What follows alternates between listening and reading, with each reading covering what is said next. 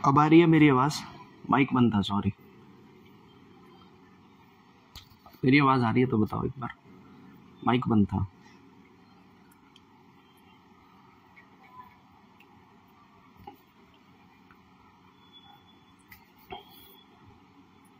ठीक है, एक बार आने दो सबको। आज वैसे भी क्या बोलते हैं, पितृदोष, ओ सॉरी पितृपक्ष स्टार्ट है और साथ में ग्रहण भी लग रहा है। तो बहुत सारी रील ऐसे भी आ गई हैं कि आज का दिन तो बहुत बुरा है, आज तो बहुत ही श्रापित दिन है, आज तो पता नहीं क्या ही हो जाएगा। क्योंकि डर की बात करो तो रील्स पे व्यूज़ ज़्यादा आते हैं। क्लियरली बताता हूँ, जब आप लोगों को डरा के बात करोगे तो आपके फॉलोवर बढ़ जाते हैं इंस्टाग्राम पे। तो वही हो रहा है, ठीक है। और लोगों को ये नहीं पता कि पितृपक्ष कितना ज़्यादा एक अच्छी चीज़ है। अब उसमें कहते हैं कि कोई नया काम स्टार्ट नहीं करते, उसके पीछे कुछ रीजंस अलग होते हैं कि क्यों स्टार्ट नहीं करते। और पितृपक्ष को लोग ऐसे मानते हैं कि भाई जैसे बहुत ही अशुभ दिन है, ठीक है ना। लेकिन ना तो कोई अशुभ दिन है और ना ही कोई अशुभ दिन होता है, ठीक है ना। लेकिन ये जो ग्रहण के नाम पे बाजार सा चला दिया कि आज तो ग्रहण लग रहा है तो बहुत ज़्यादा नेगेटिव दिन है, कहीं यात्रा ना करें, कहीं इधर ना आए, कहीं उधर ना जाए। लेकिन आप हाईवे पे चढ़ के देख लेना, अगर आपका घर किसी हाईवे के पास में लगता हो तो वहाँ पे कितने सारे ट्रक्स चलते ही रहते हैं, फ्रूट के, सब्जियों के, माल के।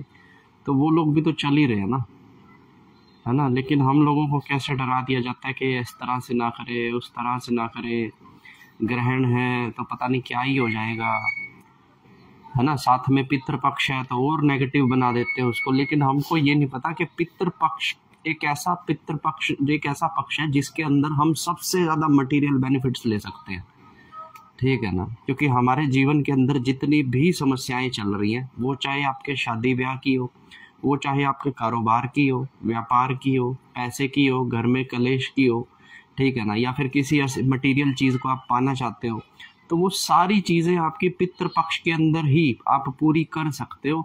बस आपको करना ये होता है कि आपको सबसे पहले तो पहचान लो पितृपक्ष में होता क्या है, ठीक है ना। गरुड़ पुराण जिन लोगों ने पढ़ी है, तो गरुड़ पुराण के अंदर एक विवरण आता है, एक राजा थे, ठीक है ना। और राजा जो थे वो भक्ति में आ गए, जो राजा थे वो भक्ति में आ गए।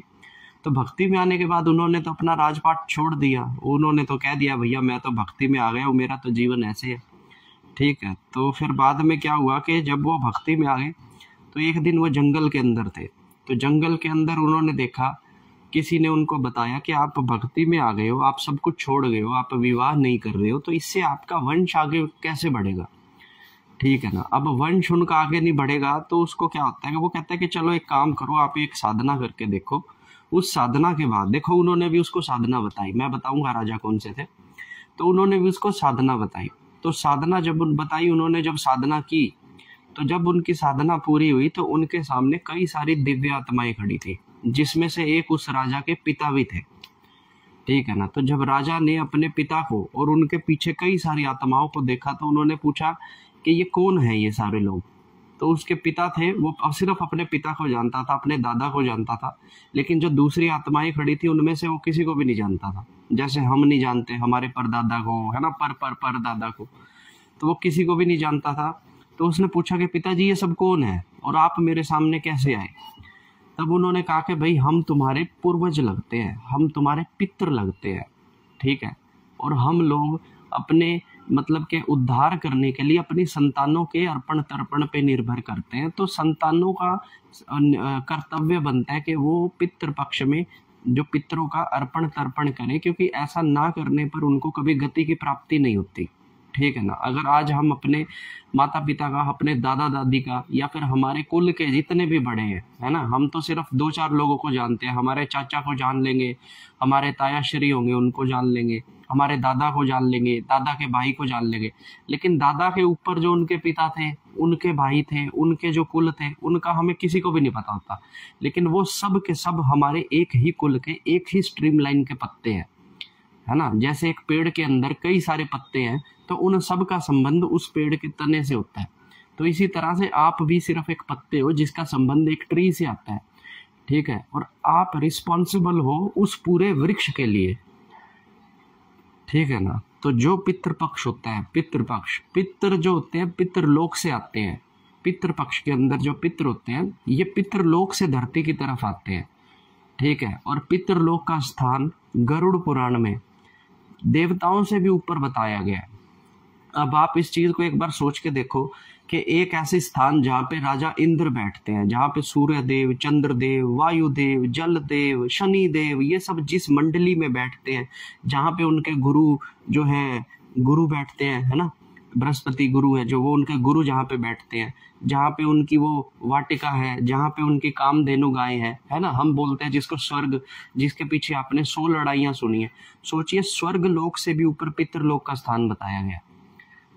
आप इमेजिन करके देखिए कि पितृ कितने ज्यादा इंपॉर्टेंट होते हैं हमारे लिए। भगवान तो पूरे विश्व को चलाने में बिजी है, लेकिन हमारे जो पितृ हैं जिन्होंने देवताओं से भी ऊपर स्थान पा लिया है, वो सिर्फ हमें चलाने में लगे हुए हैं, ठीक है ना।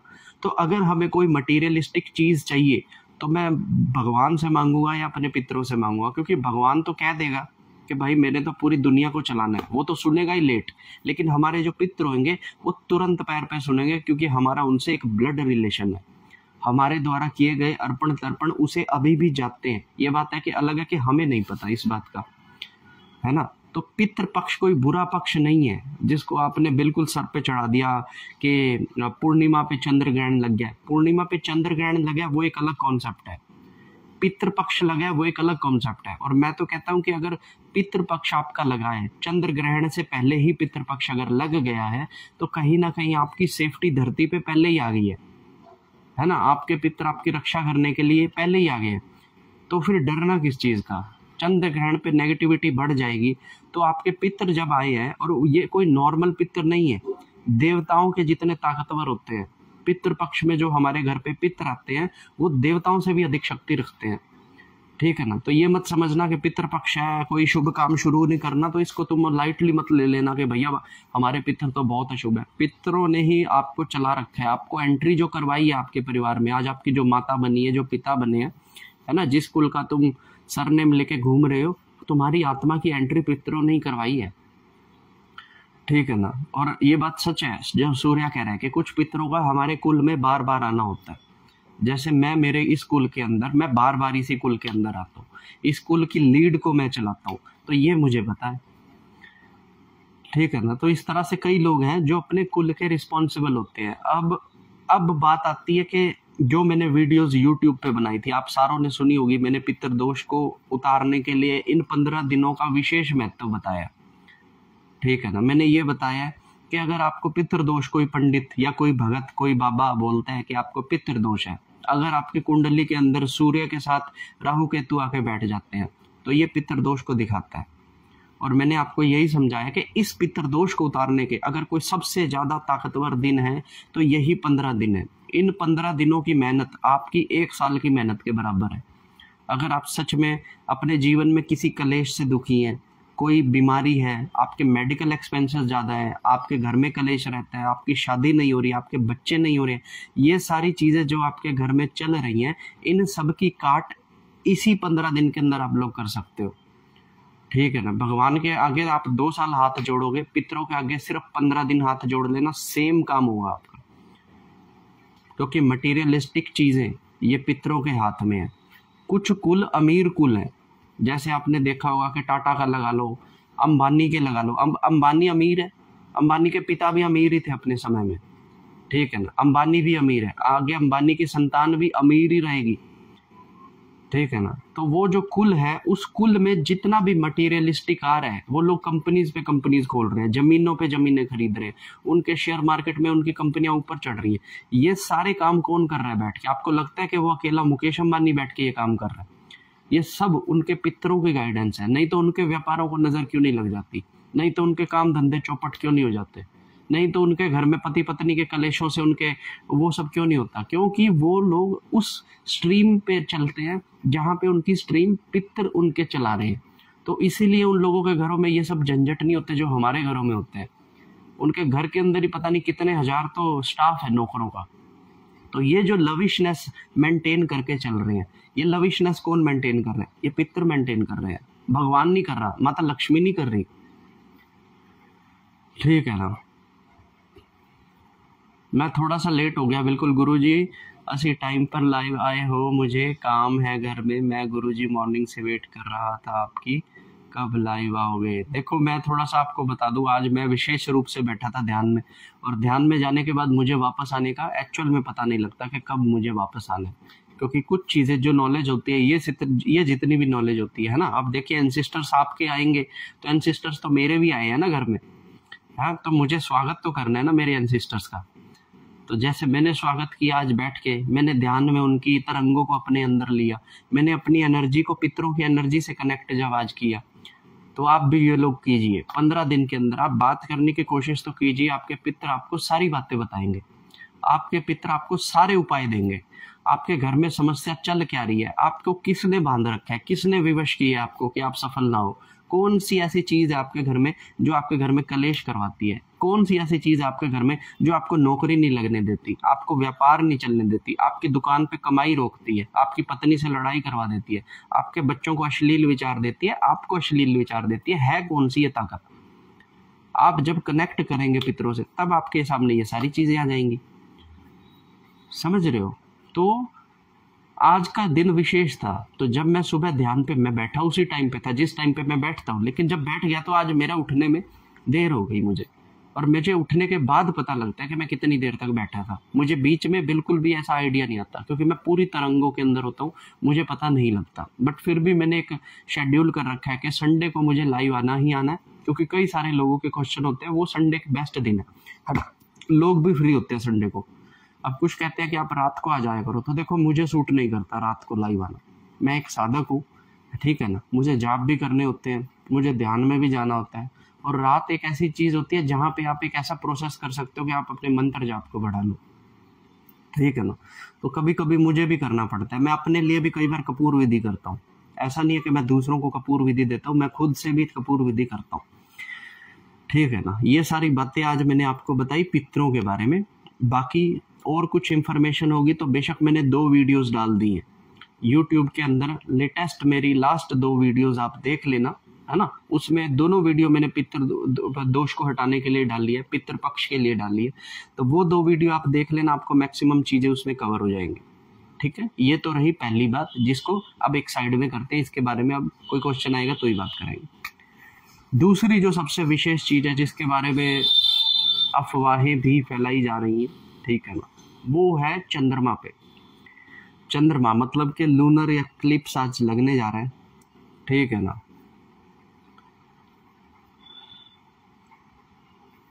गुरुजी आज दुर्भाग्यवश मेरा एक्सीडेंट हो गया, टांके आए हैं आज, मैं अपने पितरों का धन्यवाद कैसे करूं? अब ऐसा नहीं है कि कोई चीज हो जाए तो वो भी पितरों पे ही डाल दो, ठीक है ना। सारी चीजें पितरों पे नहीं हुआ करती, हमारे पितरों का स्ट्रॉन्ग हमने ही बनाना है ना। जो रिचुअल्स बताए जाते हैं वो रिचुअल करो, तो वो रिचुअल करोगे तो आपके पितरों से आपके कनेक्शन बनेंगे, और जब सही पितरों से आपके कनेक्शन बनेंगे तो सारी चीजें आपकी जाकर होंगी, ठीक है ना। तो ये तो एक मैंने आपको बता दिया पितृ दोष के बारे में, या फिर पितृ पक्ष जो चल रहा है उसके बारे में मैंने आपको पूरी डिटेल दे दी।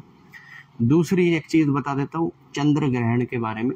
एस्ट्रोलॉजिकली जिसे बोलते हैं चंद्र ग्रहण बोलते हैं, और चंद्र ग्रहण होता है कि जब चंद्रमा जो होता है वो जब ढक जाता है, जिसे कह रहे हैं ब्लड मून, है ना, क्योंकि पृथ्वी की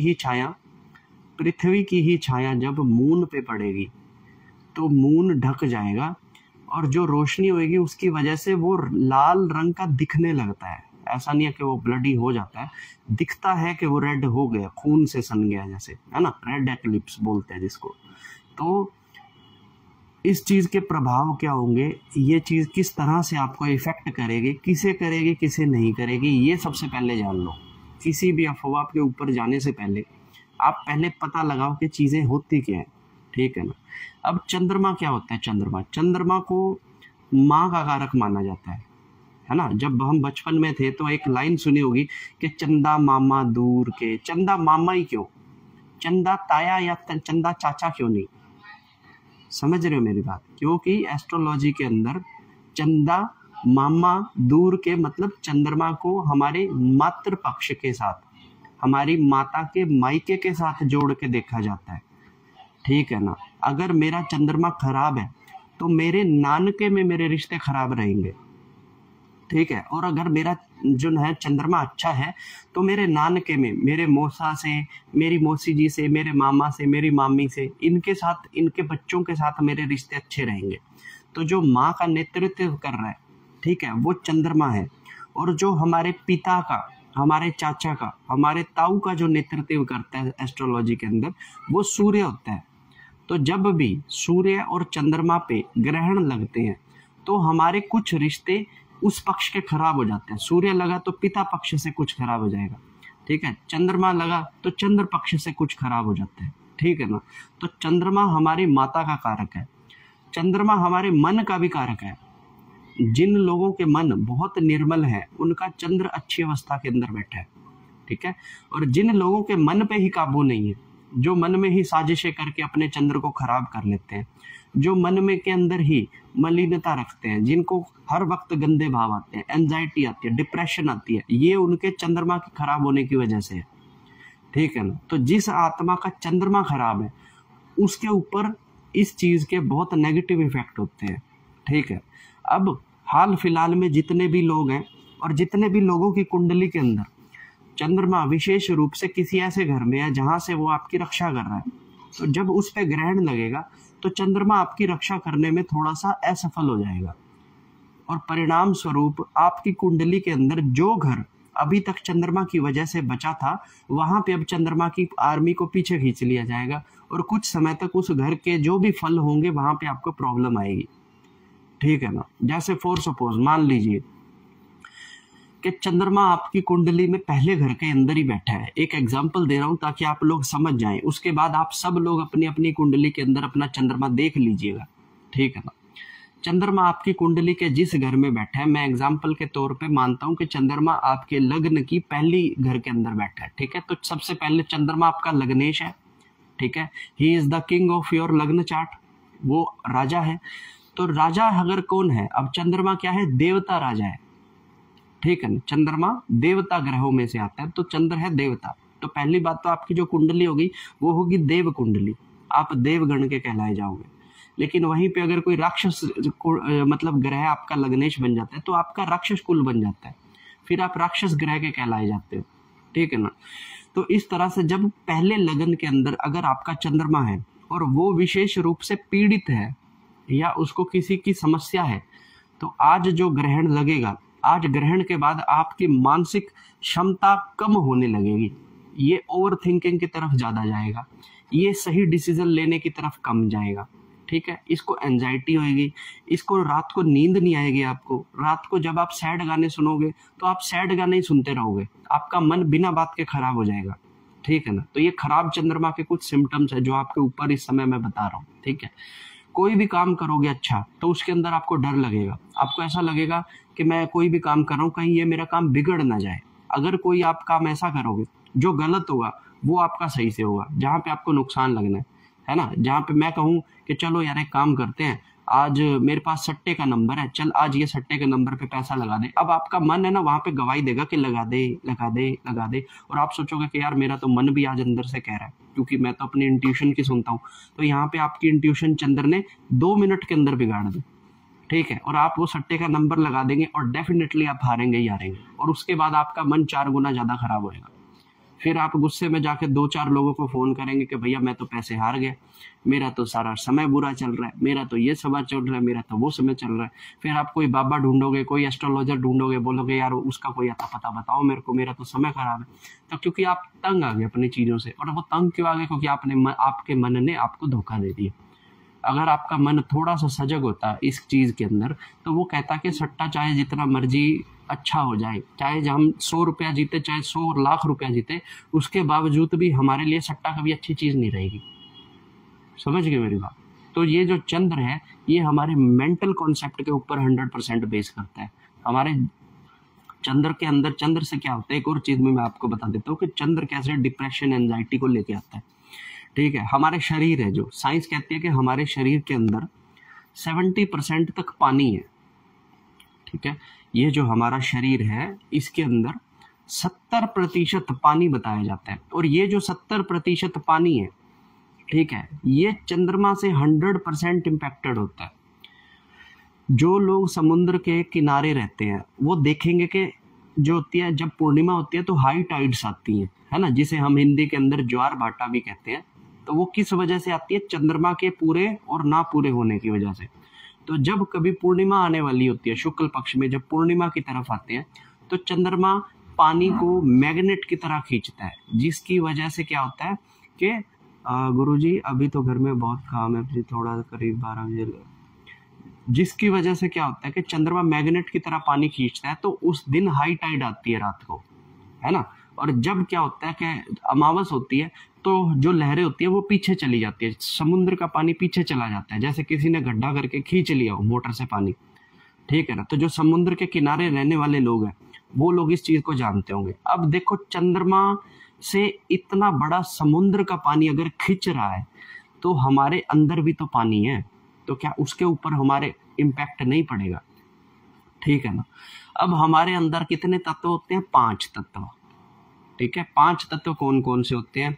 भूमि होता है, ठीक है, वायु होता है, जल होता है, आकाश होता है और अग्नि होती है। ये क्या है? 5 तत्व, इनको बोलते हैं 5 एलिमेंट। अब हमारा जो मन है ना, ये एलिमेंट्स के ऊपर रिएक्ट करता है। कैसे रिएक्ट करता है ये मैं आप लोगों को बताता हूँ। जब हम सुबह सूरज उगता है तो आधी से ज्यादा दुनिया सुबह जाग जाती है, और जब सूरज ढलता है तो सबको नींद आने लग जाती है, ठीक है। जब गर्मियां होती हैं, मतलब जब सूरज की किरणें ज्यादा तेजी से धरती पर आती हैं, तब हमारा जो शरीर है ये पसीने छोड़ने लगता है।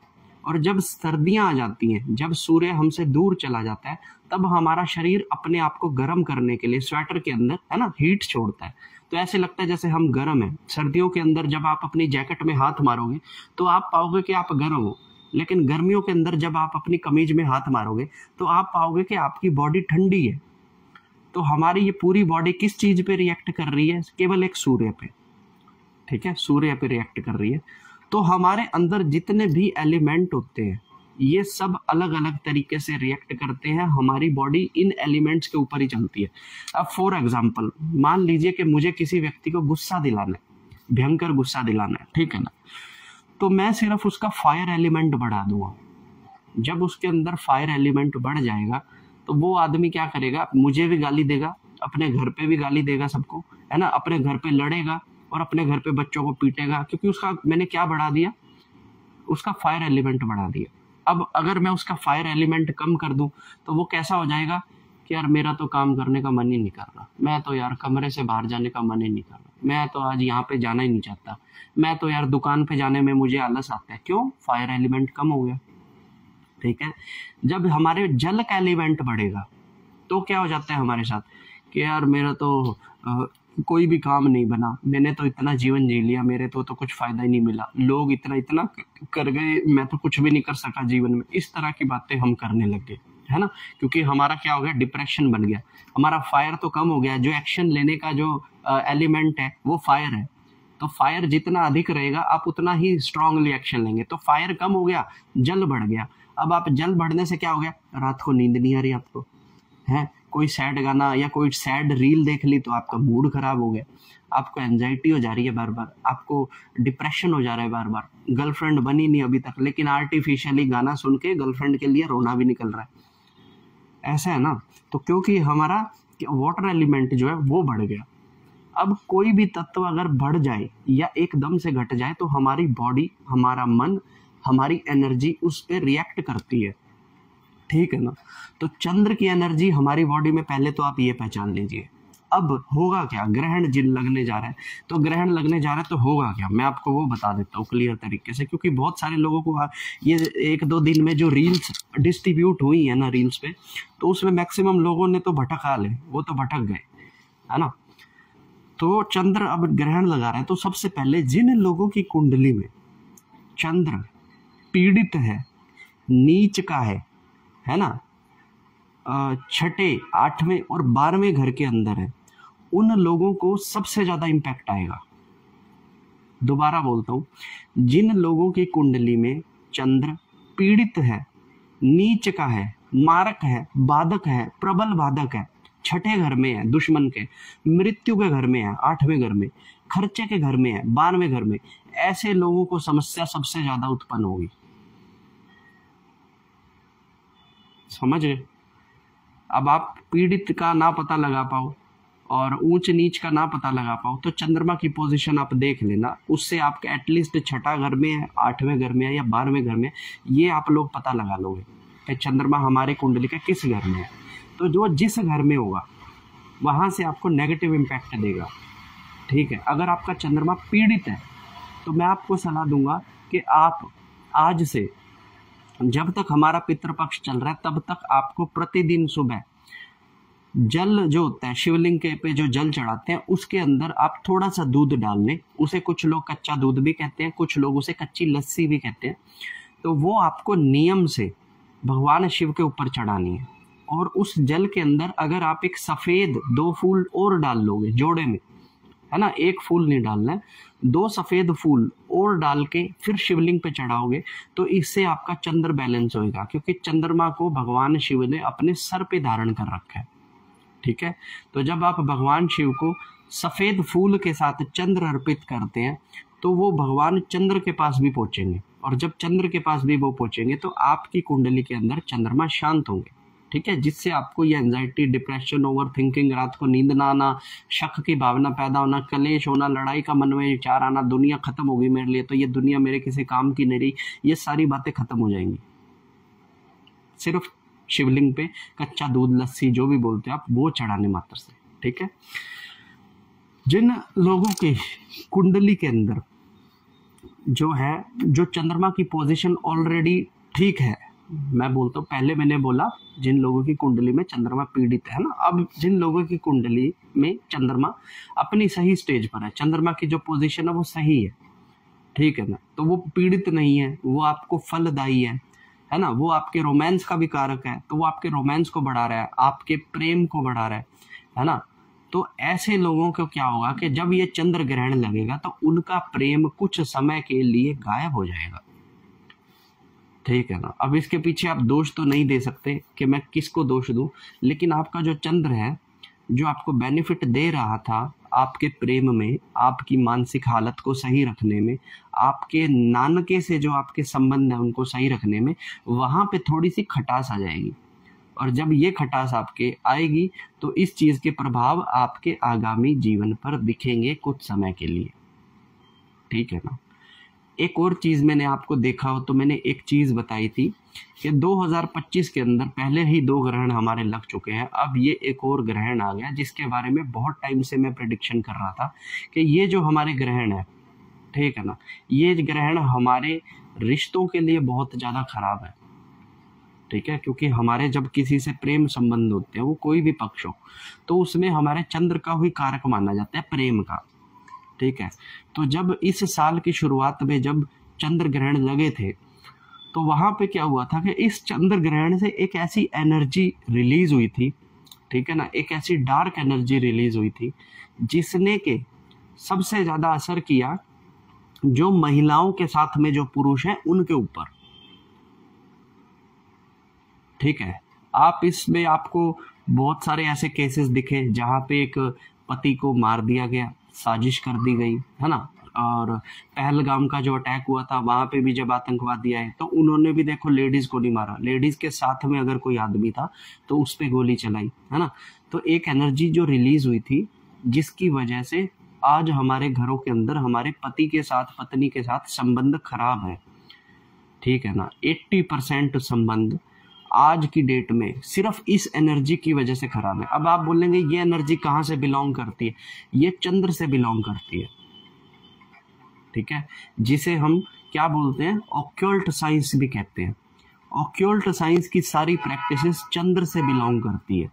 जो टैरो रीडिंग करने वाले लोग हैं, जो टैरो रीडिंग से के थ्रू लोगों का भविष्य बता रहे हैं, जो कैंडलिंग मैजिक के थ्रू लोगों में से कोई तीसरा प्यार में आ जाए तो वो कहते हैं ना सौतेले को भगा देना, है, किसी के बीच में कलह डाल देना, किसी के बीच में प्रेम उत्पन्न करके वशीकरण कर देना। कैंडल मैजिक वाले, ये जो ऑक्यूल्ट साइंस वाले लोग हैं, ये लोग कैंडल मैजिक करते हैं और कैंडल मैजिक से किसी का भी वशीकरण कर देते हैं, किसी की भी लड़ाई करवा देते हैं, दो मित्रों को विच्छेद करवा देते हैं। तो ये बहुत जो करते हैं, तो ये जिस एनर्जी का इस्तेमाल करते हैं ना, उसे कहते हैं ऑक्यूल्ट साइंस।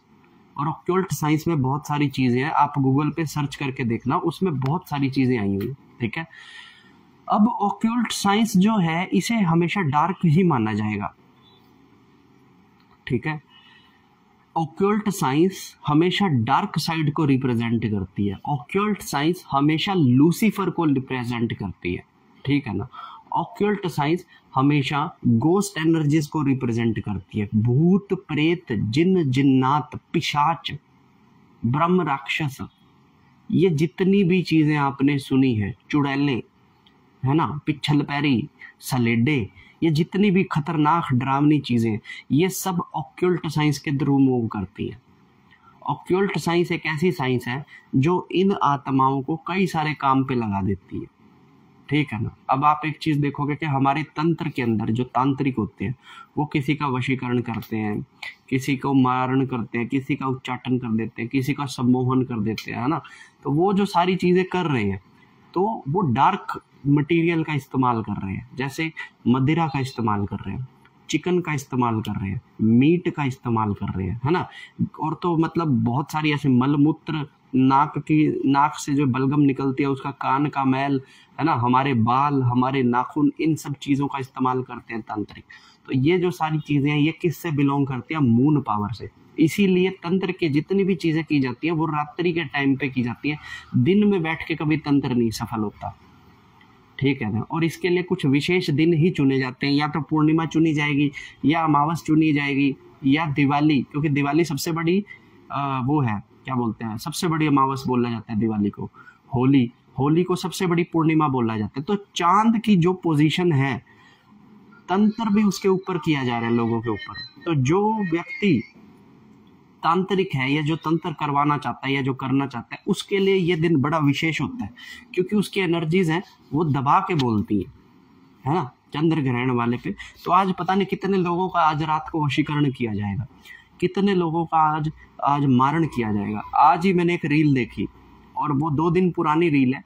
तो एक फैमिली थी, जैन फैमिली, तो उन्होंने अपने पिता को, मतलब वो बूढ़े थे, उनको दाह संस्कार दिया। और जब 3 दिन बाद फूल उठाने थे, फूल इन द सेंस जब जलने के बाद शरीर, हड्डियां रह जाती हैं, तो जब वो जलने के लिए वो उठानी थी हड्डियां, तो वहां पे कोई तंत्र कर गया। अंडे रखे हुए थे 8-10, पास में शराब की 2-3 पौए खाली पड़े थे, सिगरेट लगा रखी थी, है ना। और उसकी बॉडी में से जो उसकी खोपड़ी होती है, ये खोपड़ी उसकी लाश में से गायब थी। तो वहां पे वो जो उसका बेटा था वो कह रहा था कि हम तो जैनी लोग हैं, हमने तो सारी उम्र में कभी शराब को हाथ तक नहीं लगाया, और यहाँ पे उनकी चिता के पास शराब पड़ी है। तो जब उन्होंने शमशान घाट वालों से पूछा कि भाई हमें सीसीटीवी दिखाओ, किसने हमारे चिता के पास शराब रखी है, क्योंकि उन्हें शायद समझ नहीं आया कि उनके पिता को पकड़ लिया है तांत्रिकों ने, ठीक है ना। तो वो कहते कि हजी सीसीटीवी की तो वायर ही जल रही है, तो सीसीटीवी तो चालू ही नहीं है, समझ गए। तो ये जो काम होने थे ये अभी 2 दिन पहले ही हुए, तो वो इसीलिए हुए क्योंकि आज रात को कुछ सिद्ध किया जाएगा। आज रात को बहुत सारी नेगेटिव सिद्धियां सिद्ध की जाएंगी। अब एक भ्रम ये भी फैलाया जा रहा था कि जो आप आज मंत्र जाप करो, आपकी मंत्र जाप का फल 4 गुना होएगा। आज आप कोई भी सिद्धि सिद्ध करो, यार मैं आपको कहता हूँ कि जब नेगेटिविटी बढ़ी हुई है तो आपके पॉजिटिव मंत्रों को फायदा कहाँ से मिलेगा? मुझे एक चीज बताओ, ठीक है। जब आपके नेगेटिव चीजें इतनी बताई जा रही है, तो पॉजिटिविटी को तुमने कैसे कह दिया कि आज पॉजिटिव? आज आप ओम नमः शिवाय का जाप कर लो, उस तरह से इम्पैक्ट नहीं करेगा। आज आप हनुमान जी का जाप कर लो, उस तरह से इम्पैक्ट नहीं करेगा। इवन मैं भी यही चीज बैठ के देख रहा था कल भी और आज भी, कि मेरी एनर्जी कैसे रिएक्ट कर रही है। और लिटरली बता रहा हूँ, उस तरह से जो पहले मतलब के पावर ट्रांसफर होता था मेरे सहस्त्रार से मूलाधार पे, वो नहीं हो रहा, चीजें कट रही हैं। तो क्या मेरी क्या घंटा यहाँ पे सिद्धि होएगी? मेरे को क्या ज्यादा मंत्र जाप करने से? हाँ, आप नेगेटिविटी के लिए कोई मंत्र कर रहे हो वो सिद्ध हो जाएगा, आप बुरे के लिए कर रहे हो वो सिद्ध हो जाएगा, आप शमशानी देवी देवता के लिए कर रहे हो वो सिद्ध हो जाएगा, ठीक है ना। तो इस तरह की जिनको सिद्धियां रिद्धियां चाहिए, और ये सिद्धियां वो सिद्धियां नहीं है जो कल्याणकारी है, ये वो सिद्धियां हैं जो कहेंगी शराब पे ले ले मेरे से काम, रोज के दो अंडे का भोग दे दे, मीट दे दे, मुर्गा दे दे, ये वाली शक्तियां सिद्ध होंगी आज। जो ये सब कबाड़ मांग के आपको कहेंगी कि हम तेरा सारा काम करेंगे, तू दरबार लगा, तू लोगों के बारे में पूछा दे, तू ऐसे कर, तू ऐसे कर, ये क्या हुई? ये वाली सिद्धि है। आप पॉजिटिव सिद्धि नहीं ले पाओगे आज, जितने भी लोग हैं। अरे मंदिरों को क्यों ढक दिया? जब इतनी ही पॉजिटिव चीजें आनी थी तो मैं तो कहता हूँ मंदिर खोल के रखने चाहिए ना। आप अपने लॉजिक से सोच के देखिए, जब इतनी ज्यादा पॉजिटिव ताकतें आ जाने वाली हैं, जब हमारे एक मंत्र 100 मंत्र के बराबर आज अगर होने वाला है, ठीक है ना, जब हमारा एक मंत्र 100 मंत्रों के बराबर फल देने वाला है, तो मंदिरों के कपाट खोल दो, आपके मंदिरों की भी ताकत बढ़ जाएगी। लेकिन चंद्र ग्रहण पे तो ये कहते हैं कि मंदिरों को ढक दो, अपने घर में भी मंदिरों का कपाट बंद कर दो। और सूतक लग चुका है, ये भी मैं बता दूं। आज की डेट में अगर आप लोगों के घर में मंदिर है तो उन मंदिरों को ढक दीजिए आप। टाइम हो गया है। मैंने भी जो पूजा आज करनी थी सही तरीके से वो कर ली है। अब मैं पूजा शाम की आज बाहर बैठ के ही करूंगा, ठीक है ना। तो आज जोत आप मतलब अगर जो लोग जोत जगाते हैं अपने घर में, वो तो अगर जली पड़ी है तो ठीक है, लेकिन अलग से जाके जोत ना जगाइएगा, क्योंकि आज अगर आपकी पॉजिटिविटी आ भी गई तो वो मैली हो जाएगी, उसके साथ छेड़छाड़ हो जाएगी। और कहीं ऐसा ना हो कि पॉजिटिविटी की टांग पकड़ के कोई नेगेटिविटी भी प्रवेश कर जाए आपके घर में, ठीक है ना। तो इसलिए मैं कहता हूं कि जो रील्स पे ये भ्रमित जानकारी लोगों को फैलाई जाती है, ये व्यूज बढ़ाने के लिए अच्छा है, इन्फ्लुएंस करने के लिए अच्छा है, अपने फॉलोअर बढ़ाने के लिए अच्छा है, लेकिन हमारे लिए स्वास्थ्य के लिए बहुत खतरनाक है ये नॉलेज। लोग एक रील देखते हैं कि भविष्य में सब खत्म हो रहा है, और उसके ऊपर हर रोज 100 रील निकलती हैं कि सब बोलेंगे भविष्य खत्म हो रहा है, खत्म हो रहा है। और इंस्टाग्राम का तो एक पैटर्न है कि एक रील आपने जिस टॉपिक की देख ली, वो उसी से रिलेटेड आपको और मटेरियल दिखाना शुरू कर देता है। तो हमको ऐसा दिमाग में हो जाता है कि यार ये जो बोल रहे हैं सच में ऐसा होने वाला है।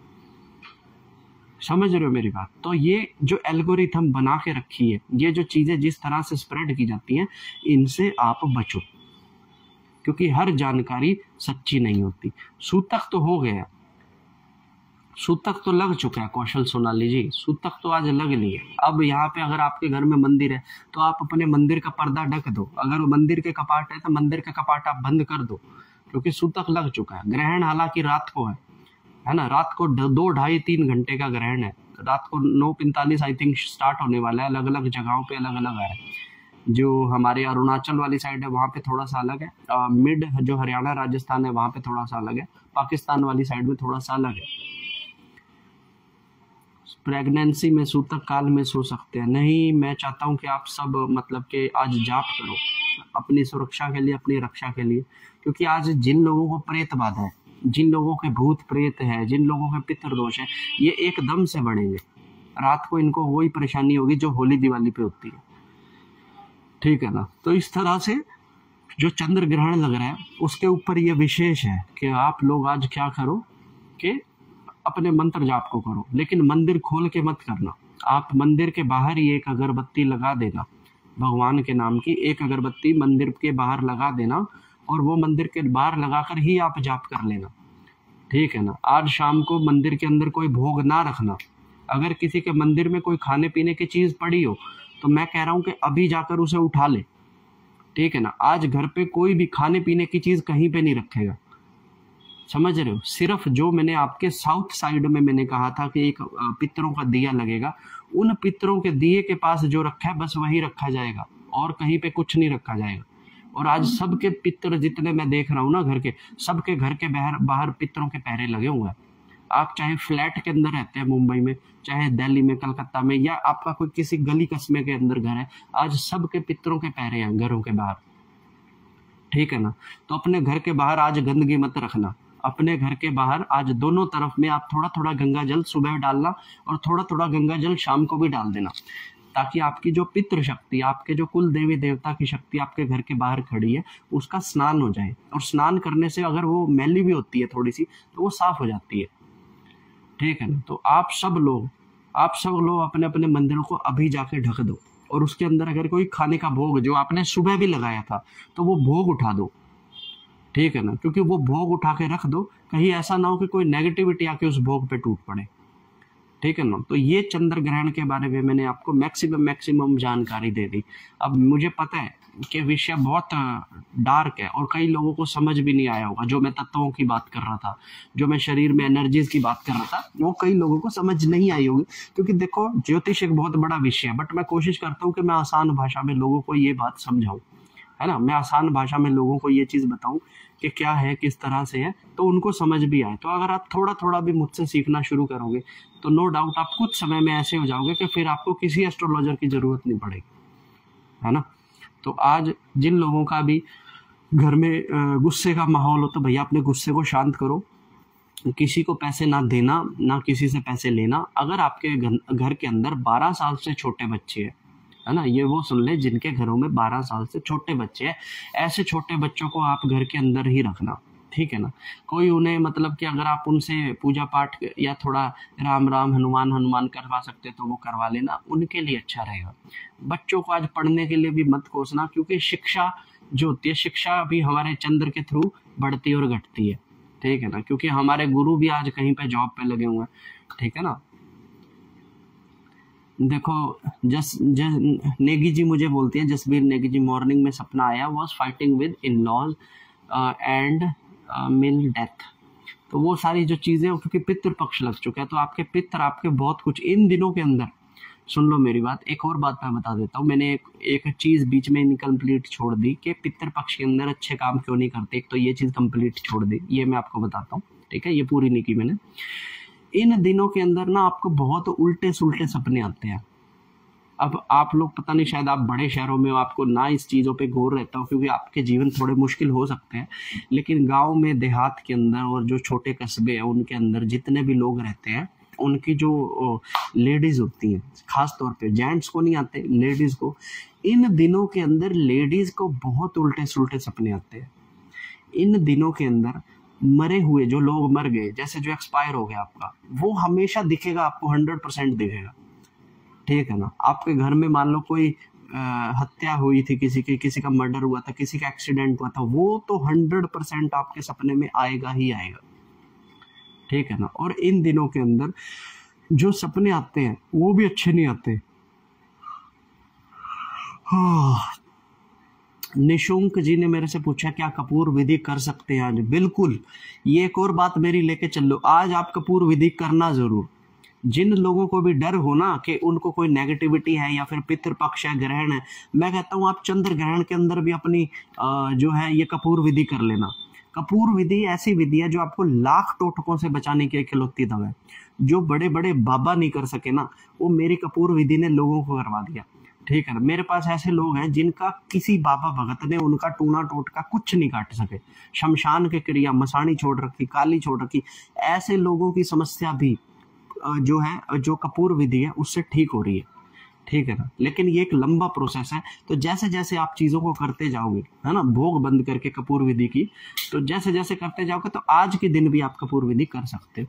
ये मैं सब लोगों को बता दूं, आप भी सुन लो और आप अपने घर वालों को भी कह दो कि भैया अगर तुम्हें लग रहा हो कोई प्रॉब्लम है तो कपूर विधि कर लेना। और अगर आज की रात कैसे भी निकाल लो आप, तो अपने बच्चों को सुबह कपूर विधि करवा लेना। आप स्वयं से भी कल सुबह कपूर विधि कर लेना, क्योंकि ना चाहते हुए भी अगर कोई नकारात्मक ऊर्जा, कोई ऐसी मलिन शक्ति आपको टच कर गई हो, रात को आपके घर को टच कर गई हो, तो कपूर विधि आपको सेफ कर देगी, ठीक है। आज ना करो तो कल तो पक्का करनी है सुबह, ठीक है ना।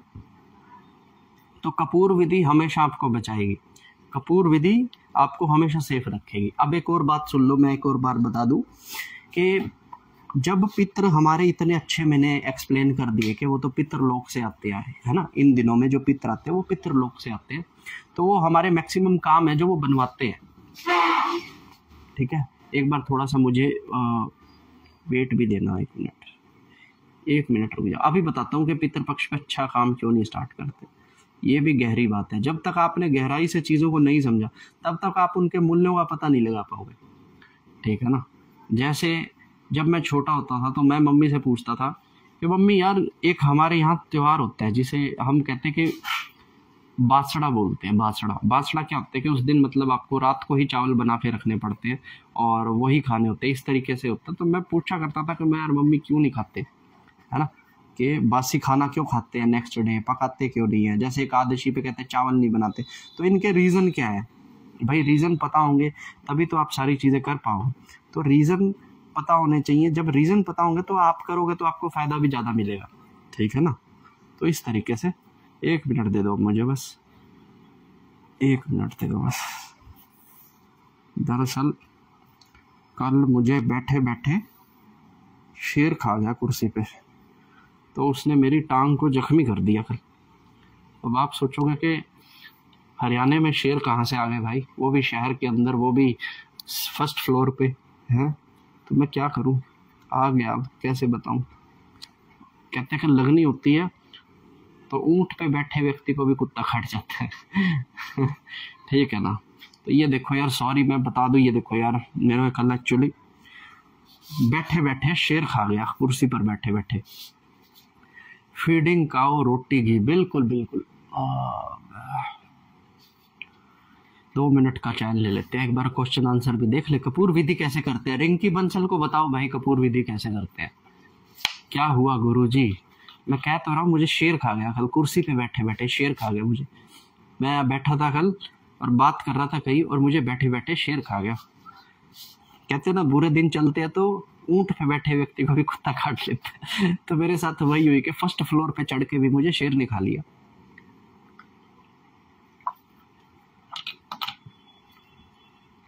आपको इंजरी हुई है क्या? हाँ जी, मुझे इंजरी हुई है, मुझे टांग पे, तब मैं वही पट्टी कर रहा था।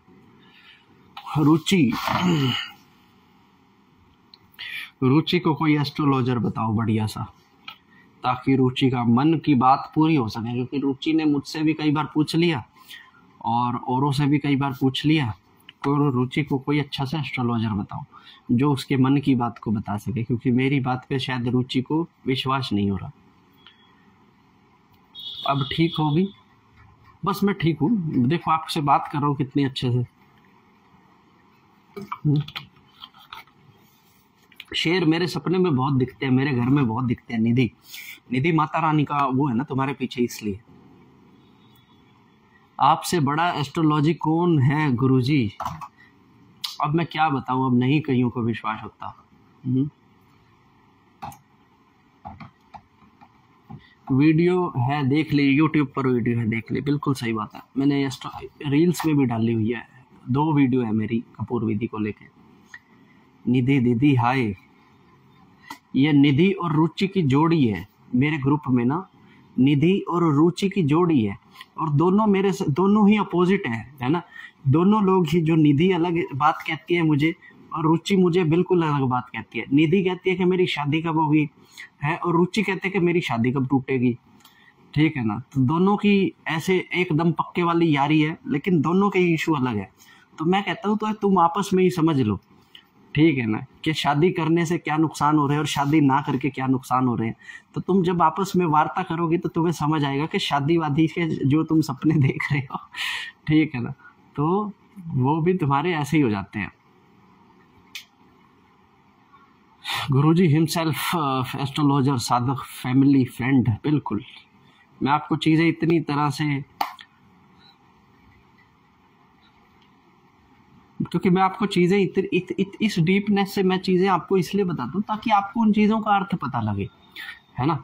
तो मेरी जितनी भी मतलब मैंने साधनाएं की हैं, जितना मैंने धक्के खाए हैं बाबाओं के पीछे और चीज़ों के पीछे, मैंने जितना घूमा है, तो उन चीज़ों से मैंने बहुत कुछ सीखा, है ना। तो उन चीज़ों से जब मेरी नॉलेज बढ़ी और साथ में जब मैं ध्यान के अंदर सही तरीके से जाने लगा, तो ध्यान में जाके मैक्सिमम चीज़ें पता लगती है, ठीक है ना। तो निधि जी रुचि को हाय बोल दीजिए उनकी आईडी पर। तो ध्यान में जब जाते हैं तो ये चीज़ें पता लगती है। चलो मैं फिर से शुरू करता हूँ, मैं आउट ऑफ द टॉपिक चला गया।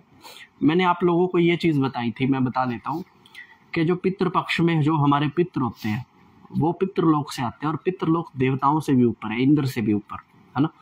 तो इसमें नया काम शुरू क्यों नहीं करते, ये एक बहुत बड़ा सवाल है, क्योंकि लोग इसको नेगेटिव मान लेते हैं। अब पितृपक्ष को मैक्सिमम लोग नेगेटिव ही मानते हैं, मैं तो ये देखता हूँ, मैं तो जितनों से बात करता हूँ, है ना, तो वो ये बोलेंगे कि नहीं नहीं हमें पितृपक्ष में नहीं करना काम, क्योंकि पितृपक्ष लगा है ना। तो पितृपक्ष को नेगेटिव बना दिया आप लोगों ने। अब क्यों काम नहीं करते पितृपक्ष के अंदर नेगेटिव, इसके बारे में मैं आप लोगों को बता देता हूँ, ठीक है।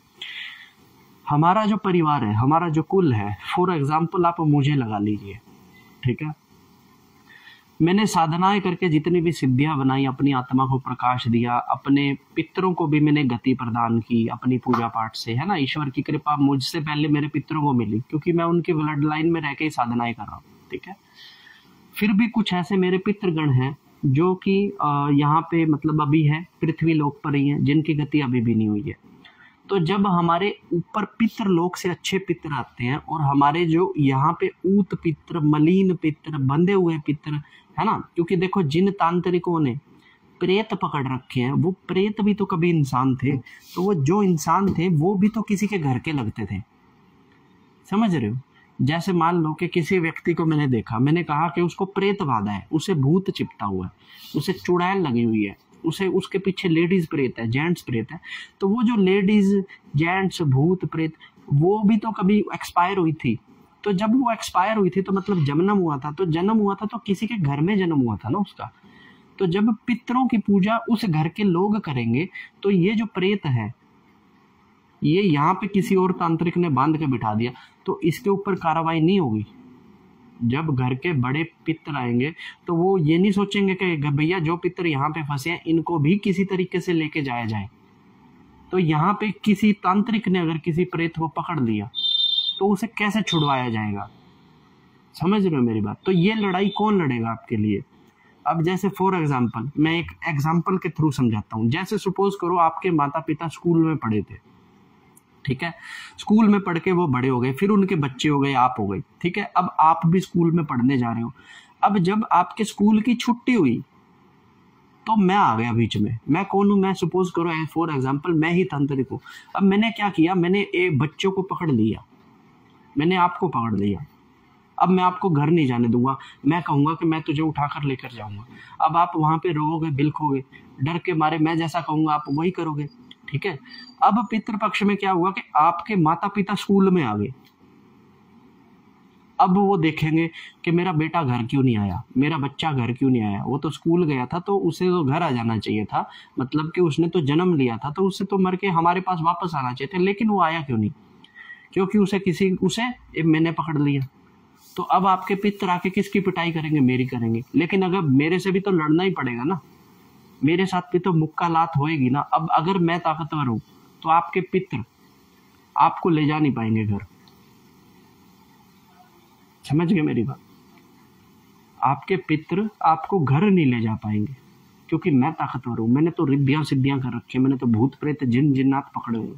आपके पितरों में इतना दम नहीं होगा कि वो मुझे ले जा पाए, क्योंकि मैंने भी तो भाई, जो भी तांत्रिक है वो भी देवी देवताओं की पूजा करता है, जैसे आप देवी देवताओं की। ऐसा नहीं है कि कोई भूत प्रेत जिन ऐसे ही पकड़ ले। पहले वो काली की साधना करेंगे, बगला मुखी की करेंगे, शमशान काली करेंगे, मसान करेंगे, शीतला करेंगे। पहले तो इन्हीं चीजों की साधना करता है और करता अच्छे से, बाद में उसकी सोच बदल जाती है, फिर वो गंद करने लग जाता है।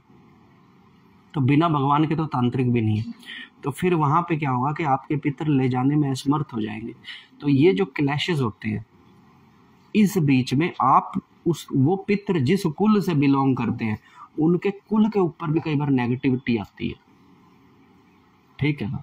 अब फॉर एग्जाम्पल आप हो, कई एक और एग्जाम्पल दे रहा हूं। जैसे कोई फैमिली है, उस फैमिली के अंदर जो बच्चे हैं वो शराब पीते हैं, ठीक है। जैसे एक फैमिली लगा लीजिए, सपोज आपके पड़ोस में कोई फैमिली है, तो उस फैमिली के बच्चे शराब पीते हैं, पूजा पाठ नहीं करते, अपने घर में अपनी औरत को पीटते हैं, महिला को पीटते हैं, गलत काम करते हैं, कई सारे लोगों के साथ शारीरिक संबंध बनाते हैं, ठगी करते हैं, चोरी करते हैं, इस तरह के कर्म करते हैं, ठीक है। अब जब पितर आ गए तो पितर आके जब देखेंगे कि ये तो सत्यानाश कर रहा है हमारे ब्लड लाइन का, तो वो आप पे क्रोधित हो जाएंगे, और जो शराब इतनी दूर से आके लगता था वो करंट में लगेगा, समझ गए मेरी बात। अब जब वो शराब करंट में लगेगा तो आपका बना बनाया काम भी बिगड़ जाएगा। आप किसी काम की शुरुआत करोगे तो ऐसे लात मार देंगे पितर आपके काम पे कि आप कोई नया काम कर ही नहीं पाओगे।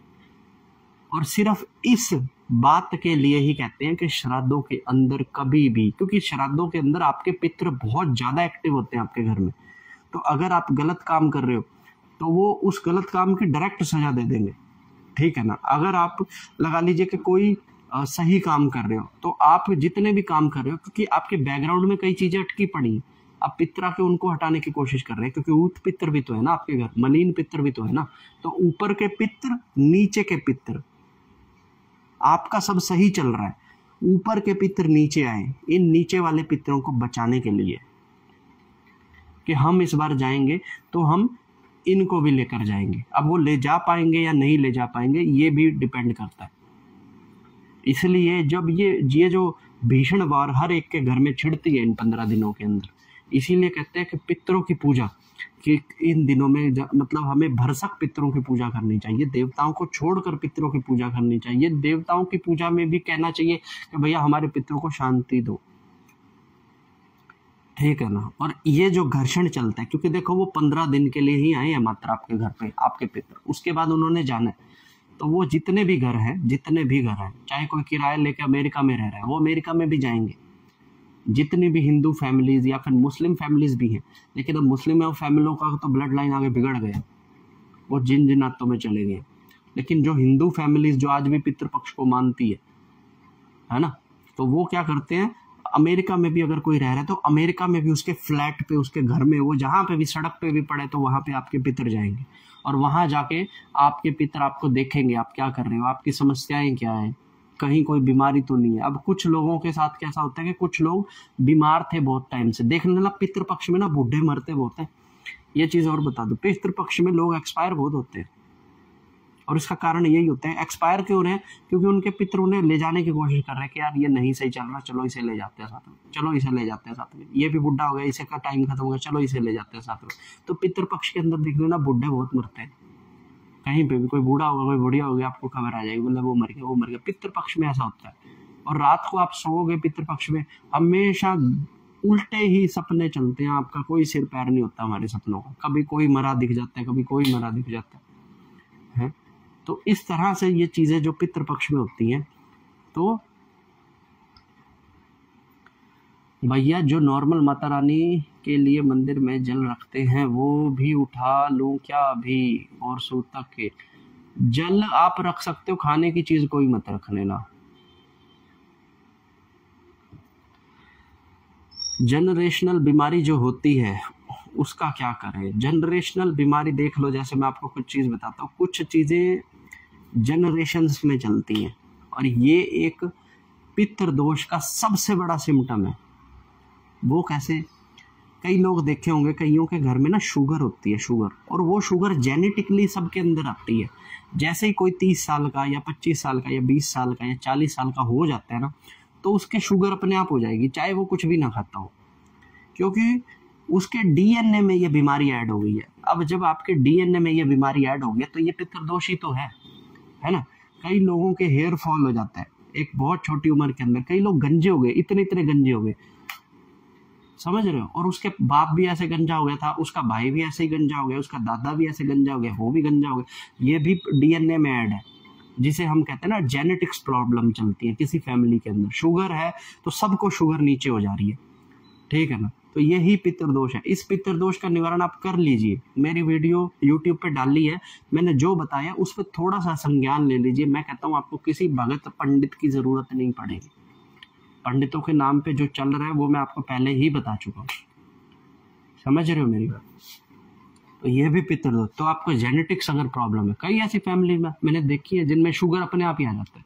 वो लोग बहुत ज्यादा मतलब कि वो करते हैं कि हमको मीठा नहीं खा रहा, हमारी फैमिली में शुगर है, लेकिन जैसी उनकी उम्र 30+ होती है पता लगता है कि उन्हें हाई शुगर हो गया। अब उनको पेंसिलिन के जो इंजेक्शंस पेट में देने पड़ते हैं खाने के बाद। मैंने कहा यार ये क्या हो गया एकदम से? कहता हमारे जेनेटिक्स लिए।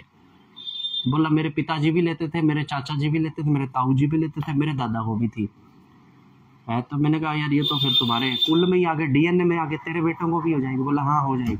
मैंने कहा यार ये तो है ही, ठीक है ना। तो ये सारी चीजें जेनेटिकली होती है। तो पितृदोष इनका सबसे बड़ा टाइम है अपने पितृदोष को कम करने का। इन दिनों में आप किसी सिद्धि साधना के पीछे मत भागना, ठीक है ना। इन दिनों में आप किसी सिद्धि साधना के पीछे मत भागना, आप अपने पितृदोष को ठीक करना।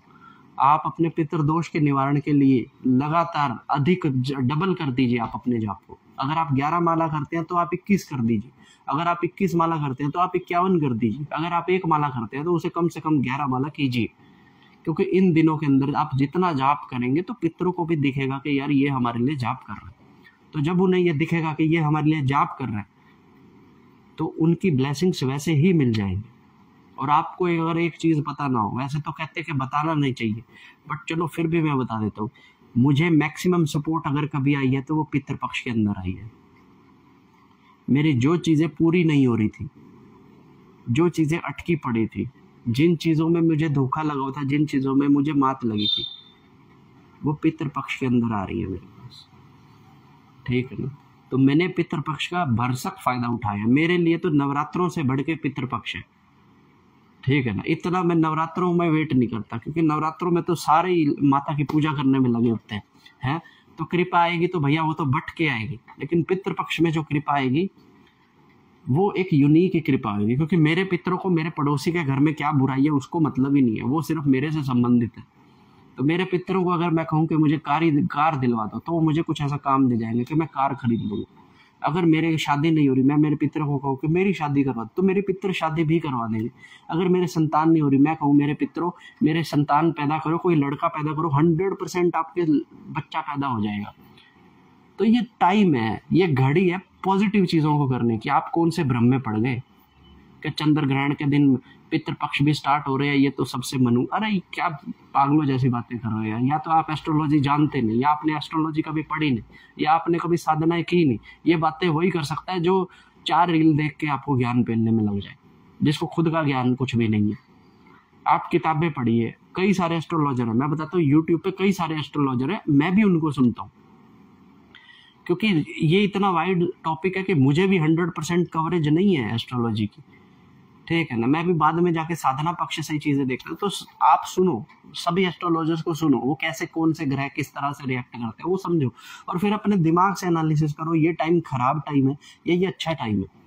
क्यों स्पिरिचुअल अवेकनिंग 2025 के बाद अधिक बचाई है? मुझे एक रीजन बता दो, क्यों कहा गया कि 2025 में लोग ज्यादा धर्म कर्म की तरफ जा रहे हैं? और आप देख रहे हो जा रहे हैं सच में। पहले हमारे घरों के अंदर सिर्फ धूप बत्ती होती थी, जोत भी नहीं जलती थी। आजकल सब जोत जला रहे हैं। पहले मंत्र जाप नाम की तो कोई चीज ही नहीं थी जो हमारे नॉर्मल फैमिलीज में, बस धूप लगा दी, जोत लगा दी, हलवा बना के वो चढ़ा दिया, खत्म। अब मैक्सिमम लोग जाप करने शुरू कर रहे हैं। तो ये अवेकनिंग आ रही है, तो ये बुरा टाइम है या अच्छा टाइम है? अब मुझे आप बताओ। जिस चीज को हम बुरा कह रहे हैं उसके पीछे कुछ अच्छा भी छुपा है भैया। और ये तो रूल है, जहां पे बुराई होती है वहां पे अच्छाई होती है। अब बाढ़ आ गई पूरे पंजाब में, अगले साल फसल देखना कितनी शानदार होगी। समझ रहे हो मेरी बात?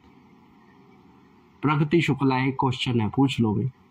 बाढ़ आ गई पंजाब के अंदर, पानी में सब डूब गया, लेकिन आपको पता है वो पहाड़ों का पानी है, वो बारिश का पानी है, वो कितना उपजाऊ पानी है, जमीन कितनी उपजाऊ हो जाएगी। अब आप एक जमीन पे एक बात बता देता हूँ, जिनको नहीं पता सॉइल का लाइफ साइकिल, मिट्टी का जीवन चक्र, जिन लोगों को नहीं पता उनके लिए बता रहा हूँ।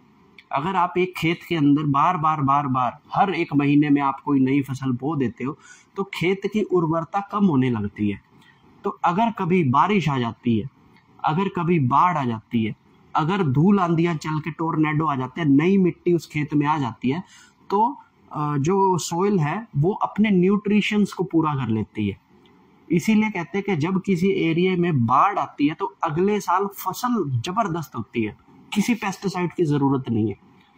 ठीक है ना? तो आज बहुत लोग जो कह रहे हैं ना पंजाब डूब गया, पंजाब डूब गया, भैया पंजाब अगले साल फसल देखना कितनी धमाकेदार देगा, अगर आपको सोल लाइफ साइकिल पता हो तो। लेकिन वो थोड़ा सा हम लोग ब्लेमिंग पे ज्यादा आ जाते हैं, इसने कर दिया, वैसा कर दिया, ये हो गया, वो हो गया। भैया हर बुरी चीज के पीछे एक अच्छी चीज छुपी है। इस दुनिया की हर बुरी चीज के पीछे एक अच्छी चीज छुपी है, और वो होनी भी चाहिए। समझ रहे हो? आप कुछ भी लगा लीजिए, और जो स्थिति ग्रहों की जो दशाएं बन रही हैं, आप देख रहे हो चारों तरफ युद्ध की स्थिति बन रही है। अगर आप न्यूज चैनल देखते हो तो आपको यही देखेगा कि युद्ध की स्थिति बन रही है। लेकिन इस युद्ध के अंदर होगा क्या?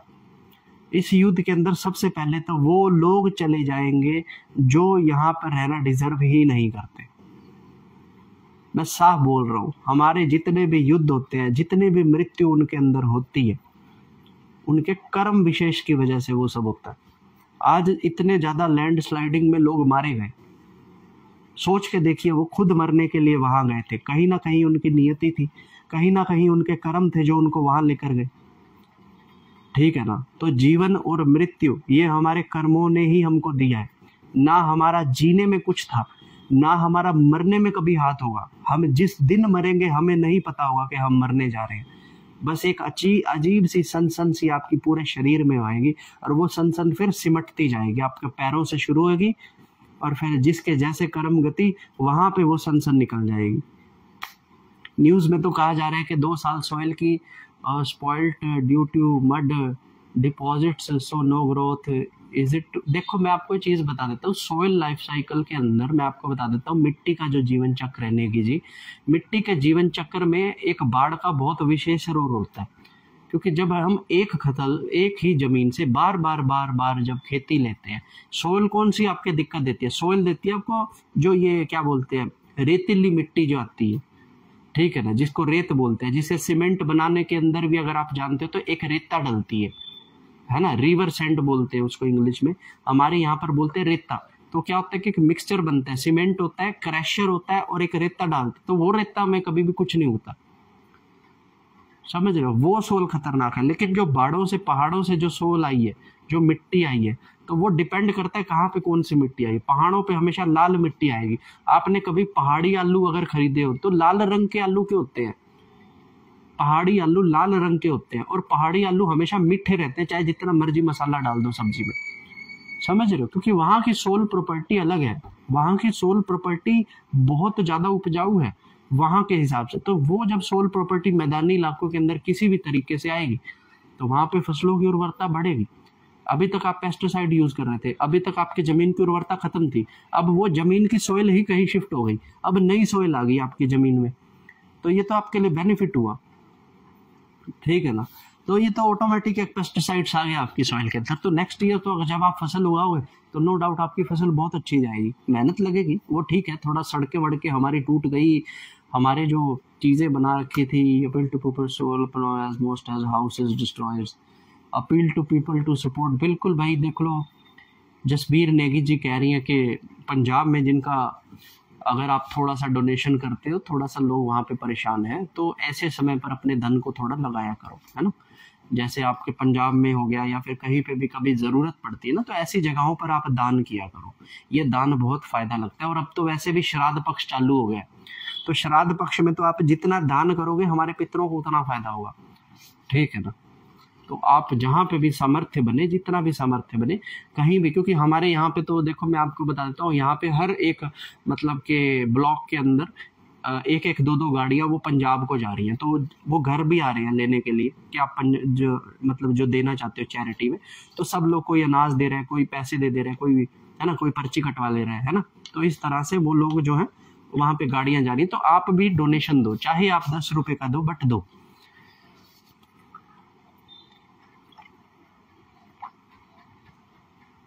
अब देखो बोल बोल के कितनी जानकारी मैं आपको बिना रुके देता हूँ, बोल बोल के मैं थक जाता हूँ एक टाइम पे, फिर मेरे को ऐसे होता है कि यार अब बोला नहीं जा रहा।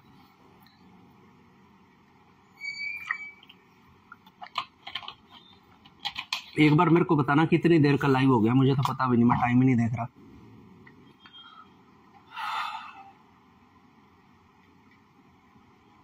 डीएनए हील कैसे करना है? जाप से करना है विनीता जी, सदकर्म और जाप हमारे डीएनए को हील करता है।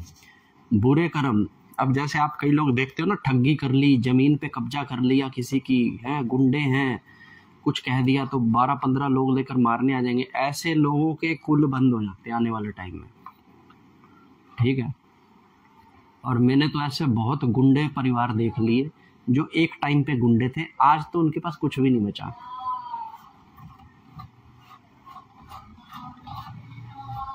भैया मेरे दादाजी की तबीयत सीरियस है, फिर क्या वो इस पितृपक्ष में जाएंगे? देखिए ऐसा है जी, जाने का जो टाइम निश्चित है वो तभी जाएंगे। अगर पितृपक्ष में गए तो धन्यवाद कीजिएगा, क्योंकि ये बहुत अच्छा पक्ष है, क्योंकि इसमें आपको कोई 2 घंटे हो गए मेरे, अरे बाप रे 1:40 हो गया भाई, चलो भाई, बहुत ज़्यादा इन्फॉर्मेशन मैंने आप लोगों को दे दी पितृपक्ष पे। मैं आशा करता हूँ कि मेरी सारी जानकारी आप दूसरों तक भी पहुँचाएँ, ठीक है ना। और एक और चीज़ बता देता हूँ कि ये जितनी भी इन्फॉर्मेशन मैं आप लोगों को देता हूँ, इसके पीछे बहुत गूढ़ जो होता है मेरी रिसर्च होती है, तब जाके मैं आप लोगों को बोलता हूँ कि ये काम करो और ये काम ना करो। तो जैसा मैं आप लोगों को कह रहा हूँ वैसा किया करो, और दूसरों के साथ भी ना ये नॉलेज को थोड़ा शेयर किया करो, क्योंकि जिस तरह से ये गलत इन्फॉर्मेशन स्प्रेड हो रही है ना, ये बहुत नुकसानदायक है परिवारों के लिए, ठीक है ना। तो 2 घंटे का मैंने लाइव दे दिया है। आप लोगों से एक विनती है, मेरा एक यूट्यूब चैनल है, ठीक है ना, तो उस पर ज़्यादा सब्सक्राइबर फॉलोअर नहीं है मेरे पास, ठीक है। तो क्योंकि उस पर डीप में चीज़ें बता सकता हूँ। इंस्टाग्राम पे जो आप देख रहे हो वो बस एक शॉर्ट टाइप है ना। तो चीज़ों को गहराई से जहाँ मैं बताता हूँ वो मैं बताता हूँ यूट्यूब पे। तो जो भी लोग आपके इंटरेस्टेड होते हैं इन नॉलेज को लेने, या फिर आप अगर किसी को चाहते हो कि भाई किसी के पास एक्चुअल नॉलेज होनी चाहिए, तो उसको बोलो भैया मेरे यूट्यूब को जाके उसको फॉलो करना शुरू करें, ताकि जो भी मेरी काम की चीज़ें हैं ये सारी दुनिया तक पहुँचे, ठीक है ना। तो जो इन्फॉर्मेशन मैं दे रहा हूँ उसे दूसरों तक पहुँचाओ, ताकि अगर पता है ये इन्फॉर्मेशन का क्या सिस्टम होता है, मैं आपको बताता हूँ।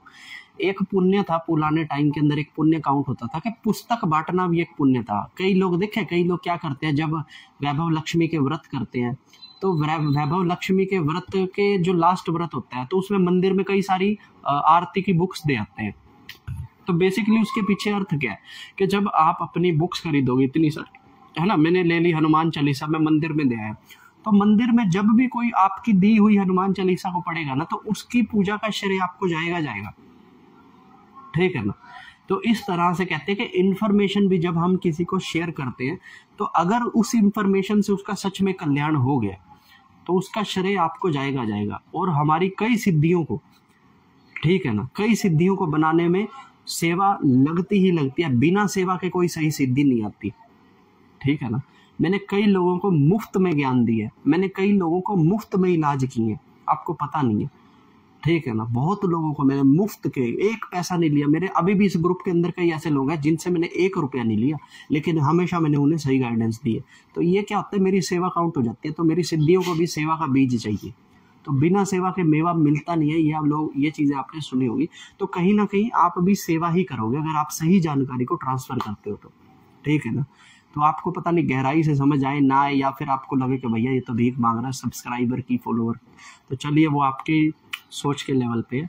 तो मैंने फिलहाल 2 घंटे का आपको बहुत अच्छा लाइव दिया। आज मैं बहुत कुछ आपको चंद्र ग्रहण और पितृपक्ष के बारे में बताया, और मैं आशा करता हूँ कि इसी तरह से और भी इन्फॉर्मेशन मैं आप लोगों तक पहुँचाता रहूँ, ठीक है ना। तो अब मैं आपको, आप मेरे वीडियोज़ में भी देखना होंगे, ठीक है ना। तब तक के लिए आप सबको हर हर महादेव। पितृपक्ष की आप सबको बधाई हो। आपको किसी ने पितृपक्ष की बधाई नहीं दी होगी ना, मैं आपको बधाई देता हूँ। आप सबको पितृपक्ष की बधाई हो। इस पितृपक्ष को जाने मत देना। सबसे बड़ी प्रॉब्लम्स और सबसे बड़ी डिमांड्स को पूरा कर लीजिए। जितना पूजा पाठ करेंगे आपके पितर आपकी उतनी डिमांड को पूरा करेंगे ही करेंगे, ठीक है ना। तो मेरी तरफ से आप सबको पितृपक्ष की लख लख बधाइयाँ। अपना कल्याण करो, अपने पितरों का कल्याण करो, और मेरे को ऐसे ही सुनते रहो। चलिए ठीक है, हर हर महादेव।